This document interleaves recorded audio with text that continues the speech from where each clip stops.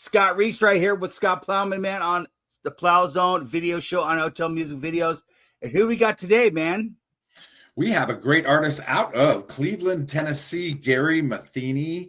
Gary is a country rock artist, and we are going to talk to him and bring him into the Plow Zone and just kind of pick his brain like we like to do here at the Plow Zone. We spotlight independent music and the people who love to make it, and that is Gary. Come on up to the show, Gary. What's up, Gary? Hey guys, how are you?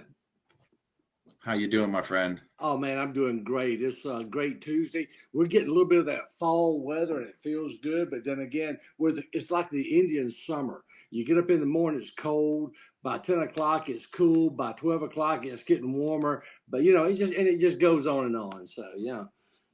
Excellent. Well, thank you and welcome to the show. We're going to ask you some questions about your music, about your life, and basically how you're doing and what you're going to be doing in the future. All right? Hey, that's great. Can I start, Reese? Can I start? Go ahead, Scott. Gary, what the hell is going on in music, man? Oh man, listen, I am having a ball. I get all my friends that I went to school with. They're saying, "Hey, you're an inspiration to all of us old guys out here that are doing nothing but sitting in the chair watching TV. You're actually out doing something with your life," and I enjoy every minute of it. My whole life is dedicated right now to making sure that the independent artist and the independent music gets a spotlight and a platform to get their music out. I tell people all the time, I said, an independent artist is like the guy on the side of the road changing a tire in the hot sun. He's sweating himself off there, and all of a sudden a tour bus rides by and blows the horn and waves at him. He gets no respect. So I'm just trying to get my music out there and to get music of other independent artists out there so that we can get a platform globally, not just in the country, but globally, so that people can be heard and be seen and just get some noticeability, if you will. I think you are describing the Plowzone radio show because that's what we do. Spotlight independent music and the people who love to make it. Are you ready for this? You ready for this, Gary? Yeah. What was your first inspiration of music, man? What's the first music you heard and say, I want to do that? Oh man, listen, believe it or not, I was about 3 years old and I loved Elvis Presley. And You Ain't Nothing But a Hound Dog was what I sang all the time. I used to go out in the backyard when my brothers were at school and it was just me at home, and I would take this old guitar that I had. I couldn't play it, I just banged on it. And I would sing You Ain't Nothing But a Hound Dog to the old dog we had pinned up in the backyard.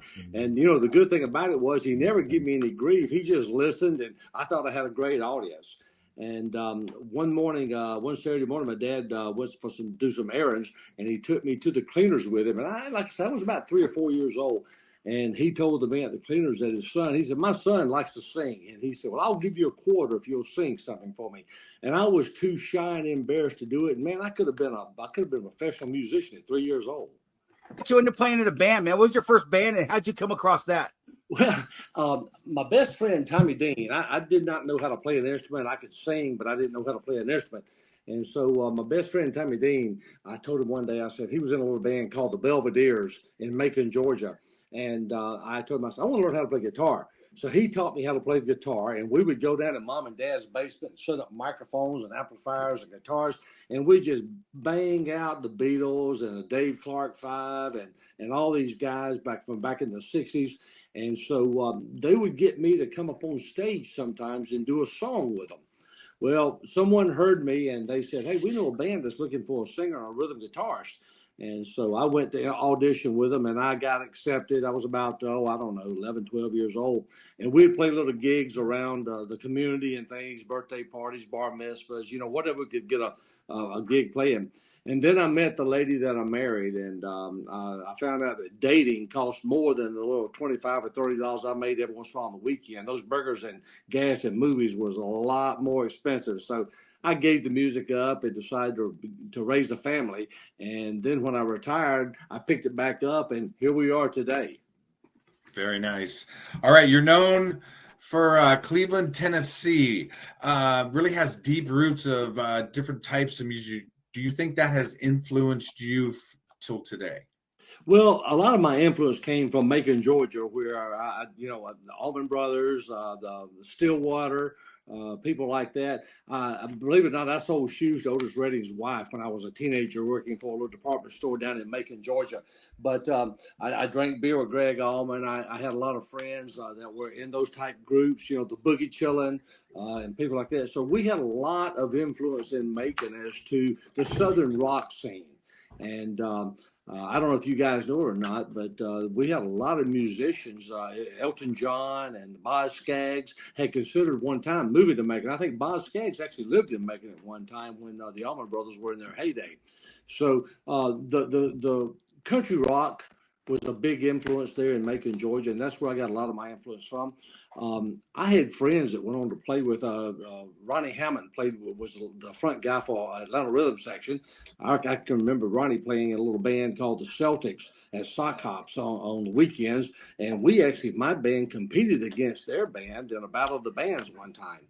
And then I had another friend, Lynn Kitchens. He went on to play bass guitar with Gary Puckett. And so, these guys went on. And I tell my wife all the time, I said, honey, if I hadn't met you, I could have been a rock star.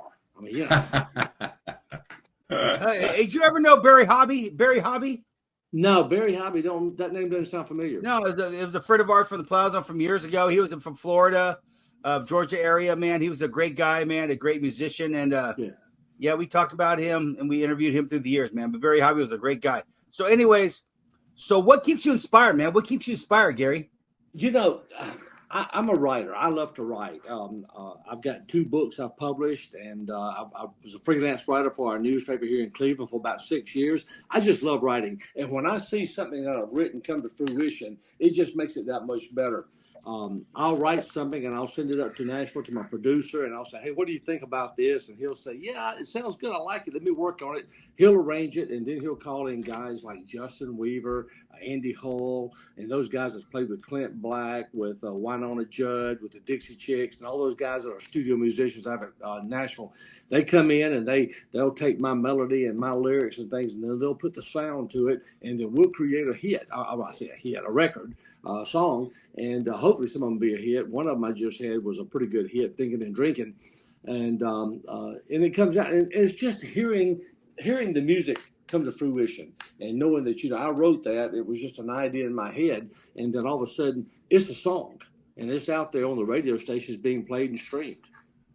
Now, do you come up with a lyric? Do you come up with a guitar riff? How was your process of writing? Sometimes I'll get to playing the guitar a little bit, and I'll hear a sound, and I'll start putting lyrics to it. Other times I'll write the lyrics, and I'll find the guitar melody for it. Everything I write has my melody and my lyrics to it. I don't let anyone else do it. I just add in the lead, the drums, the keyboards, and things like that once we get to the studio. And so a lot of guys will go in and they'll say, hey, I don't know what, I got lyrics, and let somebody else do the melody. I like to put the melody to it as well. Now, are you a one-man band? No, I don't play guitar well enough to play out and about. I'm more of a frontman singer, songwriter. I like to entertain. One of my best points is just, being the guy on the front. Frontman. Yeah. Nice. I think that's cool. I used to love to watch these guys in bands where the guy was just a singer, he was a front man, he was all over the stage, and the people were just oohing and eyeing over him, and everybody in the background was just there, Got to be the front man. So Gary, what does it take to get paid in Nashville? What does it take as in somebody up and coming, man? What do you got to do to get paid in Nashville? Scott, that's a great question. That's a question they've been trying to figure out for quite No, but what does it take, man? Because there's all kinds of people that got great stuff. A friend of mine, Scotty Plowman out of Missouri, has some great stuff, man. And but what do you got to do to get paid in Nashville? Well, one of the things I've been told is you got to have money to back you. You got to have somebody that's got a lot of dollars that'll put behind you and go to that way. You go to the big record labels and they'll work with you. And most 95% of the independent artists don't have that. I mean, most of those guys have a job and a family, and they've got a music career that's a hobby, and they're hoping to get discovered. And every once in a while that happens. But unless you've got a lot of dollars behind you, you're not going anywhere in Nashville. I'm telling you that. Matter of fact, I don't do a lot in Nashville, not because I don't want to. It's just because it's so hard to get in. Look, you go up and down Broadway, and you visit any bar, and you got guys there that are in bands that are playing music, hoping that somebody will come in and hear them and discover them. And it's like overpopulation. It's population. It's unreal. And so I really think that you just got to have a lot of money and you got to have a lot of pull. If you know someone, yeah, maybe so. But it's very difficult. You know, I heard a story one time about Chris Christopherson, that the way he got actually into the national scene was that he camped out basically in Johnny Cash's backyard and would not leave and said, "Hey, I'm not going till you listen to me." And he listened to some of his songs and liked it. Of course, we all know that Chris Christopherson did not have the best voice, but he had a talent for lyrics. He knew how to put a lyric together to make a song. Tell me about your craziest concert, man. Some of the best times you've had. Oh, it was my craziest concert. Oh, gee. We did a concert in Macon, Georgia, a little over a year ago. I put it together, and you was talking about, go back just briefly, about how to make it. You know, everything I've done has been out of my pocket because nobody wants to back just somebody they don't know. And so anyway, but yeah, we did a concert at a theater in Macon, Georgia called the Douglas Theater. The Douglas Theater was actually the black theater in Macon back in the 60s, 40s, 50s, and 60s. And the white guys couldn't go there, yet the black guys couldn't go to our theater. So I had never, ever been in that theater. And so I wanted to do a show, and I contacted Keith Burns, who was formerly Trick Pony. I don't know if you remember him or not. And I said, "Hey, man, can you come do a show with me down in Macon, Georgia?" And I rented this theater. And I'm telling you, it was awesome. It was the most awesome. They have gone in and remodeled it and had the nicest stage and the greatest sound and the acoustic. Everything was great. And I had all my friends that I went to high school with showed up, and they said, "Hey, man, we haven't heard you sing since you was in high school." And it was just a great time. I really enjoyed it. I'd love to go back and do another one in Macon because that's where I'm from and that's where most of my followers are. Well, I won't say most of them. That's where a lot of them are. Yeah, but good times, really good times. Gary Sadker, the Red Ridge Riders, he's my producer. He has a little band that plays around Nashville. We bring those guys down. And of course, like I said, they're made of people like Andy Hull, who was with Clint Black, and Coleman Murphy. He's played with a ton of artists. And all these guys come in, and it's just amazing how they can pick up on the music, and we just take it and run with it. I really enjoy a lot of people getting together and creating something out of thin air. Yeah, and you know, the indie artists, people don't know what they're missing by listening to indie artists. I'm telling you that I have heard so many good musicians. Oh yeah, indie artists, and nobody listens to them. They, you know, who is that? And you go out and you say, "Look, hey, friend me on this, friend me on that, listen to my music," and you'll get a few that'll do it. But if these people in Nashville, in LA, and in New York, and in places like that will stop and just say, "Wait a minute, let's take a look at something new here," they would be blown away. They really would. Agreed. You know, and I appreciate you guys doing what I'm trying to do is promote those indie artists because they're really. A guy told me one time, he said, who do you think is the best guitar player in the world?"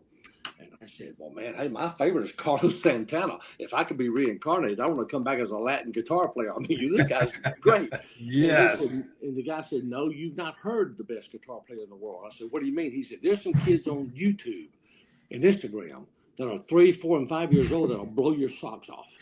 Agreed. Said, "Well, you know, you're right. You're right."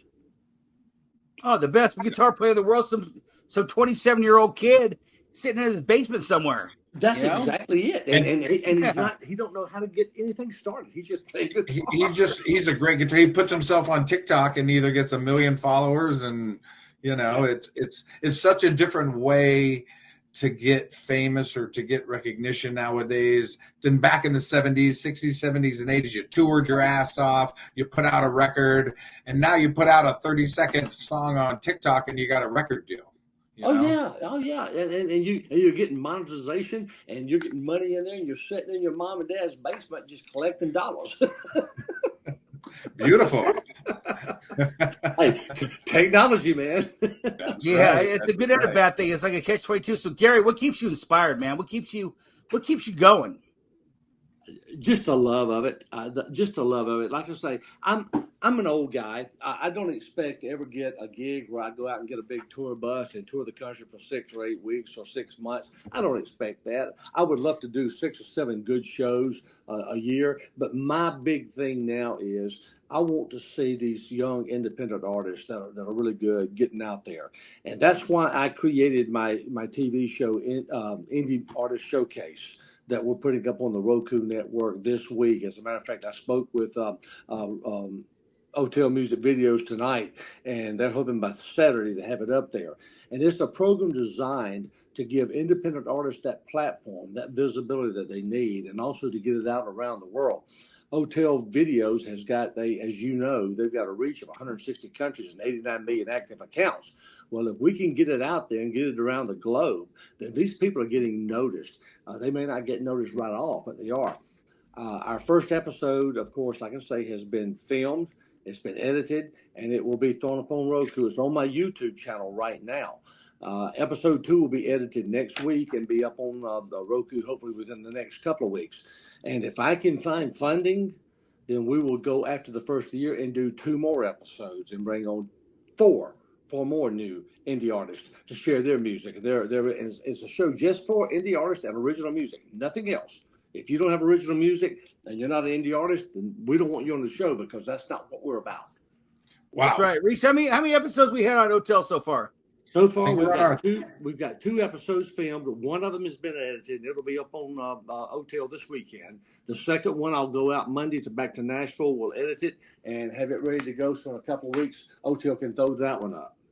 All right. Well, tell us how the bands would get a hold of you, Gary, if they want to be on your Roku television show. They need to send me a bio, maybe a couple of videos, some MP3s to Gary.Matheny, Matheny, @yahoo.com. And at that point, then what I've done is I've already got several that have contacted me. I will listen to them and I will throw them into the files. And then when the time comes, then we will pick who we want the next show. I've been able to fortunate to get all of my music, everything I've ever written and recorded is on Carnival Cruise Lines, all 31 ships. And so I recently contacted the guy who's a friend of mine who runs the music department, and I've asked him, hey, I've got a great idea. Why don't we do an indie artist showcase on one of your ships and bring in a couple of artists in and do it that way? So I'm doing everything I can possibly do to get these guys and gals noticed. So wait a minute. Let's back up. So your music is being played on the cruise lines? Yes. My all of my songs. I've got 3 albums out, and all 3 albums are in rotation on all the Carnival Cruise Line fleets. So you're sitting there having a brunch or whatever. You're walking through the whatever it is, and your music's playing on the radio. Yeah, but there's so many on there though. I'm not so sure I'd hear it every time I'm on the boat. No, but you're on the Carnival Cruise Lines, man. That's badass, man. And it was so innocent how it happened, Scott. It was. I mean, used to when you go on the cruise ships and they're at sea and you're up on the Lido deck, and they're playing this reggae steel drum stuff, and it's constant. It's the same thing over and over and over. Well, I was on a ship a couple of years ago and I heard Journey. And I said, wait a minute, they're playing something other than, hey, man, come on, let's play the steel drum, man, And I go to the guy who's the entertainment director or whatever, and I said, hey, dude, I'm a singer-songwriter. How can I get my songs on here? And he said, well, you got a CD with you? I said, sure. So I gave him a CD.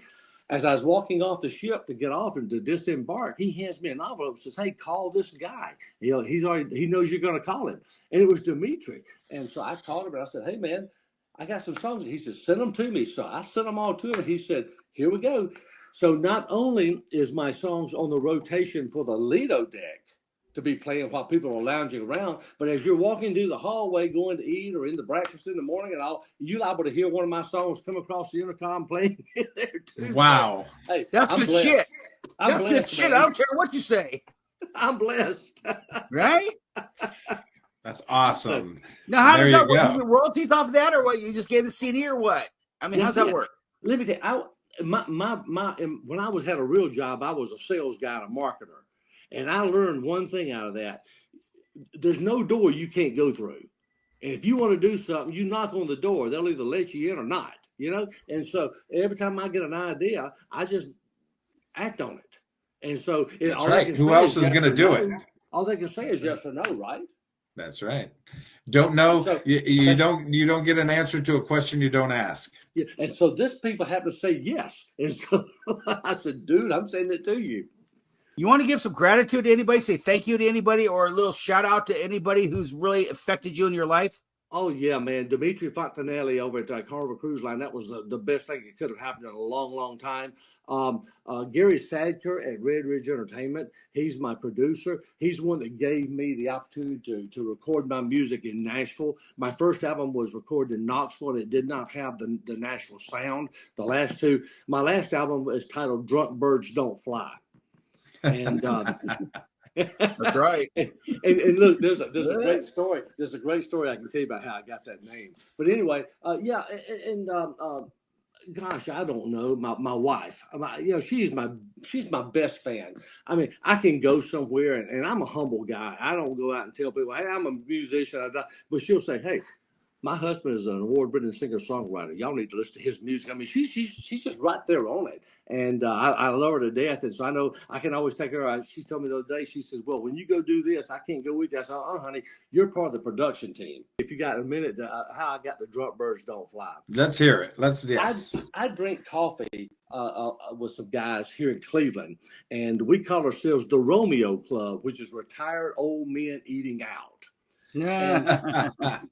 And so we're sitting around one day, and a friend of mine named Mitchell, he says, hey, Gary, I got an idea for a song. And I said, okay, what's that? He said, Drunk Birds Don't Fly.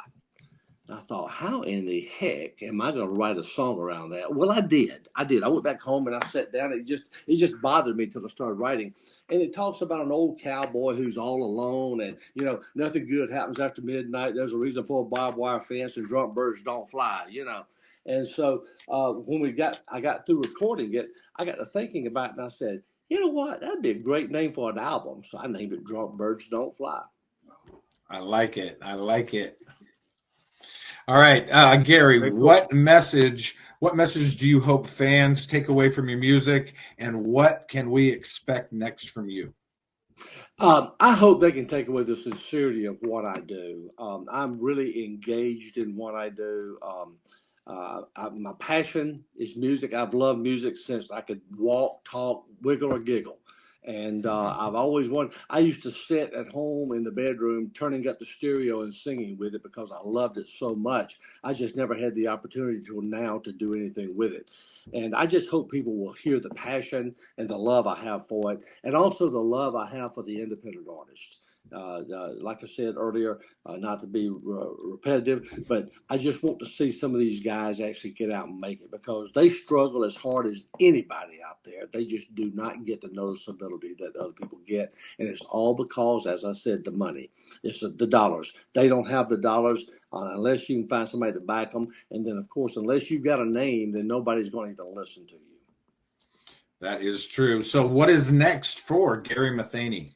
Well, we're going to hopefully continue with my Indie Artist Showcase and continue working on it. We rented the hall in Madison, Tennessee, Harkin Hall, which was built for a special country TV show that they used for several years, and they do a lot of big concerts there. It's got a professional grade audio, video, lighting, sound, everything is there. It's all professionally done. And if you take a look at my website, my YouTube, and go to the Indie Artist Showcase on my YouTube page, you'll see the professionalism in that. So we're going to continue doing that.